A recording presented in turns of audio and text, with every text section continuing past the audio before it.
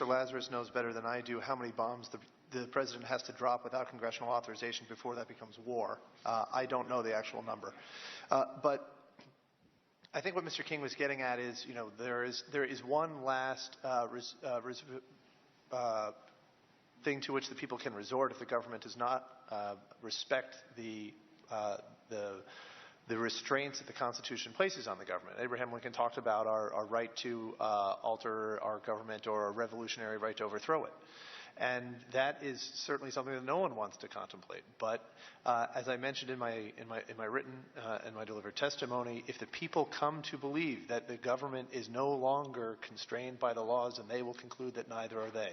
That is why this is a very, very dangerous sort of thing for the president to do, to wantonly ignore the laws, to try to impose obligations on people that the legislature did not approve, etc. An excellent conclusion. Thank you, Mr. Chairman. I yield back.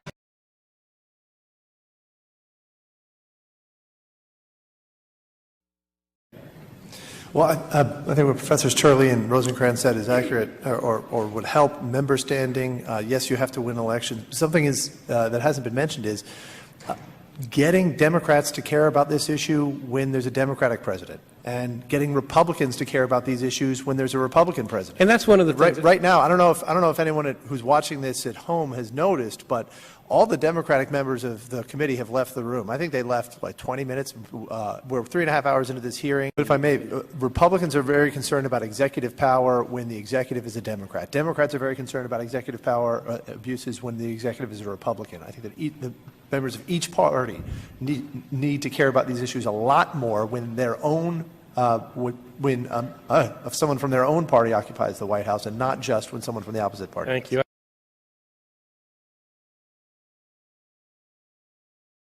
The gentleman from Texas. Chair would now recognize the gentleman from Tennessee, Mr. Cohen. Thank you, sir. I have obviously missed some of this hearing, although I've caught some of it on the magic of video, television. And I was interested, the gentleman from Mr. Cannon had mentioned the possibility of impeachment or some impeachable offenses. Is that accurate? I can't remember if I brought that up. I may have. And in what context would you have brought that up? I think in response to a question. I'm not sure if I did or if someone else had mentioned. Can anybody on the panel refresh his memory? I think what I brought up was a constitutional amendment convention. I'm not sure. I don't think I brought up impeachment. But certainly, I agree that it's certainly a tool that the Congress can use to restrain the executive. Constitutional amendment. You suggested we should have some type of convention? The question I was asked was, I was asked about ways of the Congress or the people can restrain the executive, and I offer that as one way. That's never been done before, has it? Not that I'm aware of, no. Yeah. Anybody else on the panel have any thoughts about impeachment? I mentioned impeachment earlier. We've been asked several times questions about possible remedies if we find that a president is behaving lawlessly.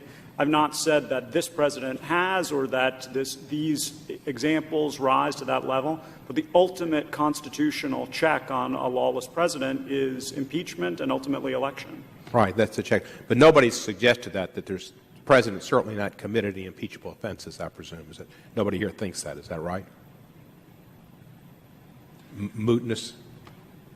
You, Mr. Cannon? Well, I don't know.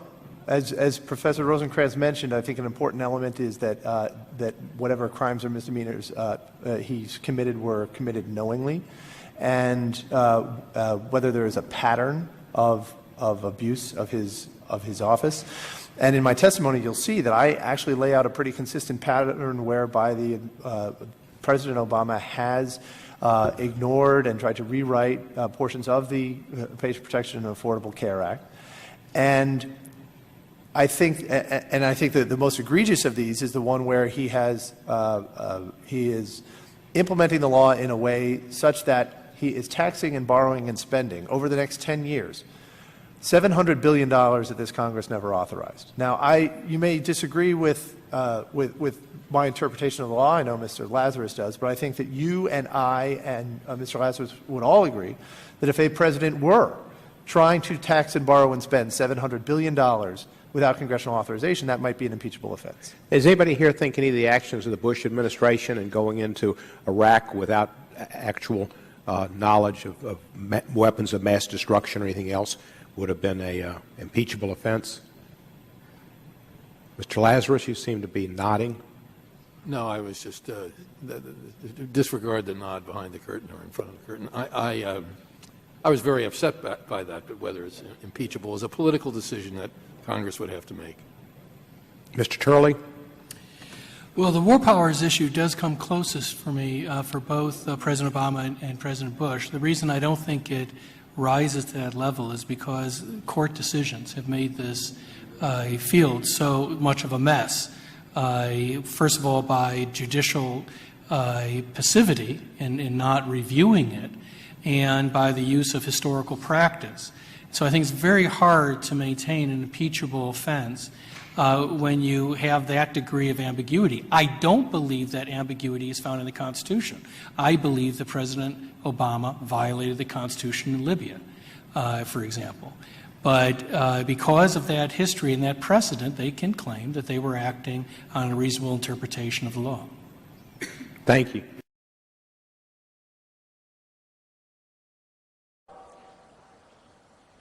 You should reject these voices, because what they suggest is that our brave and creative and unique experiment in self-rule is somehow just a sham with which we can't be trusted.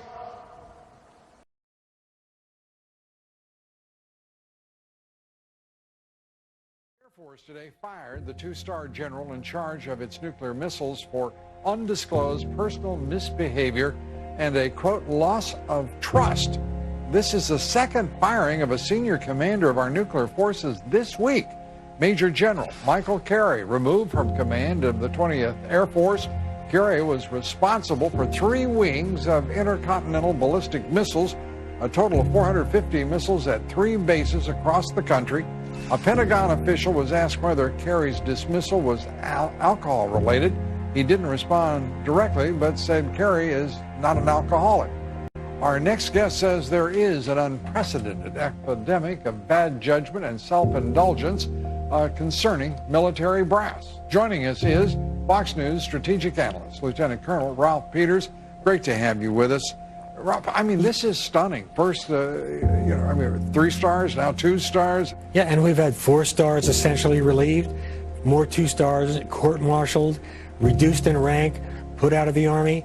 And there is a real problem. I had planned another closing message, but I feel compelled to say what I'm about to say. Now, I risk sounding like a conspiracy theorist, but it's no longer a theory. What I'm about to say is fact. The secret organizations of the world power elite are no longer secret. They have planned and are now leading us into a one-world communist government.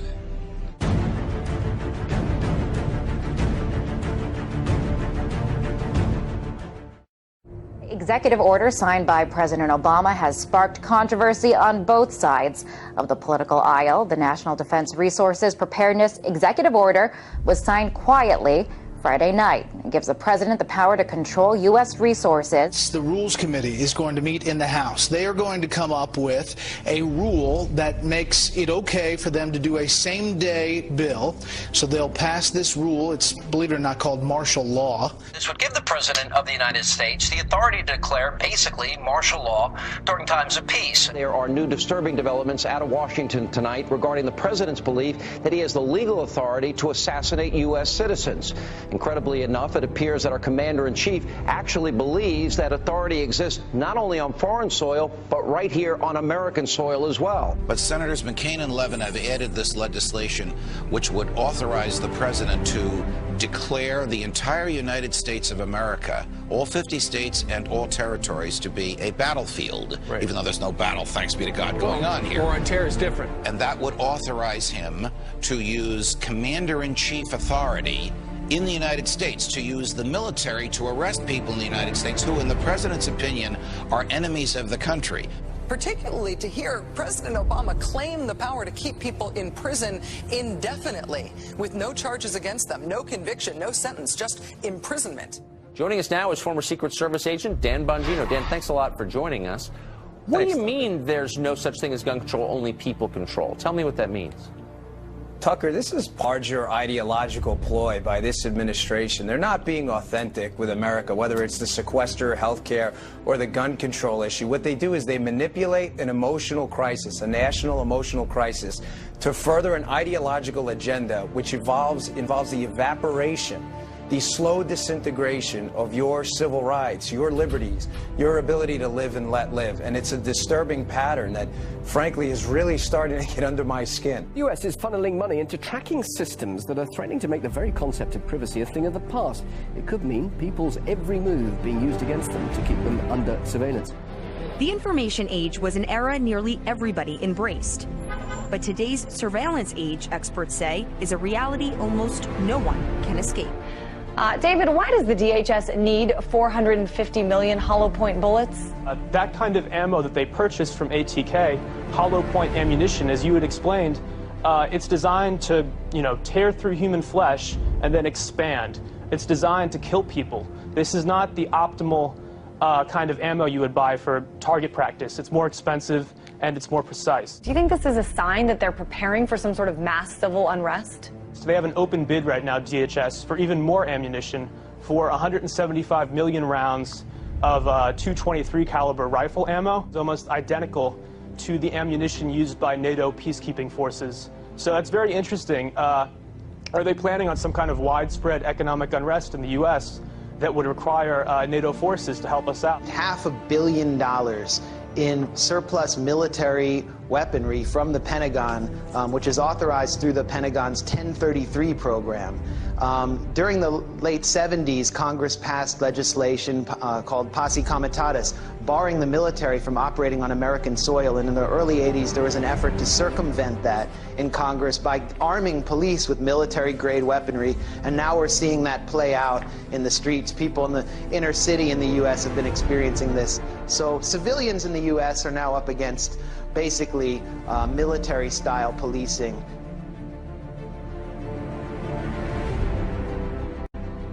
The battle against terrorism involves all of us. Everybody in this country is a potential terrorist. The Department of Homeland Security sent to law enforcement agencies across the country warning about the potential for an increase in right-wing extremist activity.